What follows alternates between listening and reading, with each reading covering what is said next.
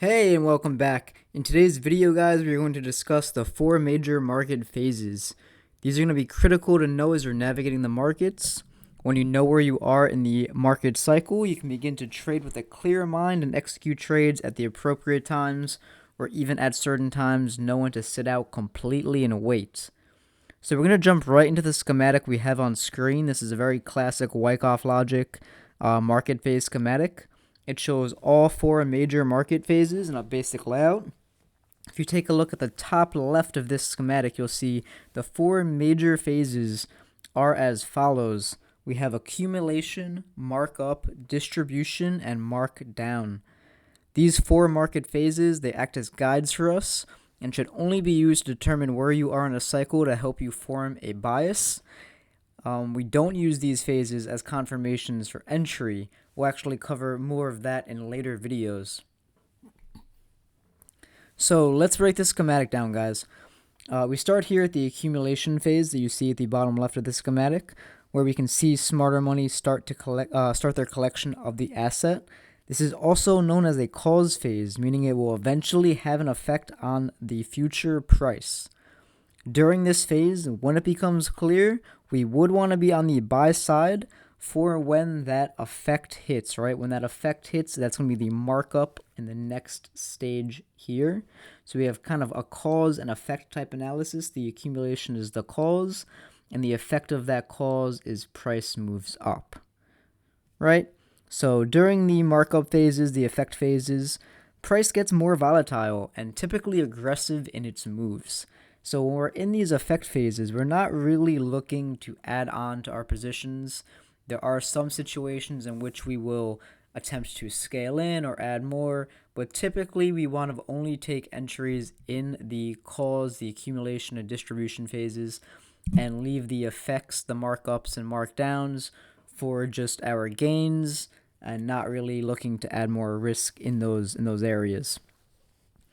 The next time you're looking to execute, right, would be in a distribution cause, right? So we have the effect that gives us the markup, price moves up, and we start a distribution phase. Now, distribution, the opposite of accumulation, which we've covered in past videos, will eventually lead to this effect, which gives us a markdown in price. Now, again, none of this stuff is used to actually provide us entries as much as it is just awareness of where we are in a larger cycle. So let's take a look at an actual real market example of almost all four phases kind of playing out, so you can see how we would respond and react and what we would do during different actual times in the market. So let's jump to an old gold chart here. And I've already kind of marked this out with the four market phases. So you can see all the way left of the chart, we have the accumulation, right? That time frame where the smarter money, the bigger money, the institutions collected up gold. And the effect of that was a nice markup that pushed us all the way up to here, which we completed the second cycle and started the third cycle of distribution. And then from that cause of distribution, we got the effect, which is that markdown.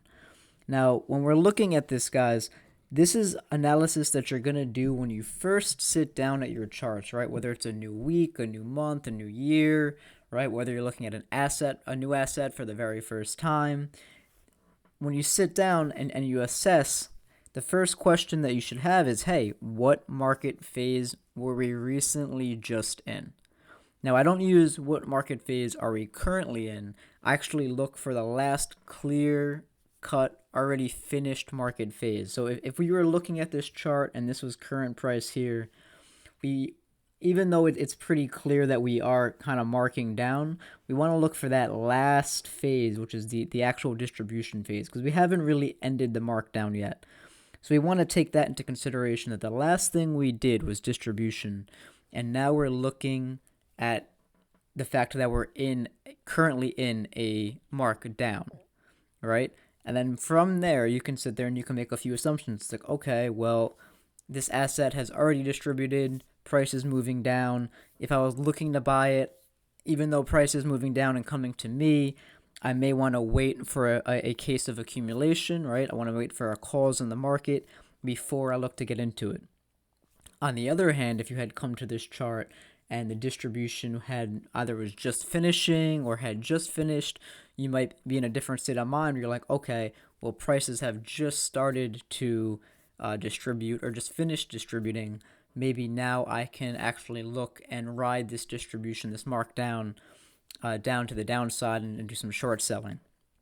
All right, so this is really going to just help you guys from a broader sense when you sit down at your charts again for either the new week or if you're looking at a new asset. Just decide where you are, and then you can start planning out your future, actions on that asset, right? Whether you're going to wait for a cause, whether you're going to maybe take some low risk entries in the effect, again, which is not something I typically recommend, but can be done on longer term charts. Obviously, this is a daily chart. There's lots of opportunity during this markup that you can take advantage of.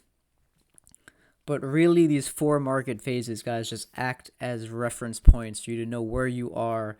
So from there, you can start building out your future roadmaps. Now, in future videos, like I said, we are going to go over breaking down the actual cause and effects and what those look like, how you could trade inside of that, where the opportunity is.